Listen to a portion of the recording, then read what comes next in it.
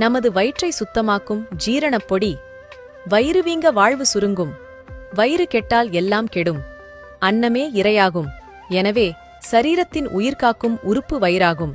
ஜீரணப் பொடி தயாரிப்பதற்கு தேவையான பொருட்கள்: சுக்கு 50 கிராம், மிளகு 50 கிராம், சீரகம் 50 கிராம், வசம்பு 50 கிராம், ஓமம் 50 கிராம், இந்துப்பு 10 கிராம்.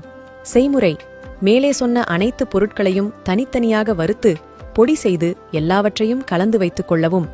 உண்ணும் முறை: ஒரு டம்ளர் பால் அல்லது சுடுநீரில் ஒரு தேக்கரண்டி கலந்து பகல் உணவுக்கு முன்னும் மாலை 6 மணி அளவிலும் உட்கொள்ளலாம். பெரியவர்களுக்கு ஒரு நாளில் குணமாகவில்லை என்றால் 3 நாட்கள் எடுத்துக்கொள்ளலாம். அடிக்கடி வயிறு தொடர்பான நோய்களுக்கு 30 நாட்கள் ஒருமுறை 3 நேரம் இந்த ஜீரணப் பொடியை சாப்பிடலாம்.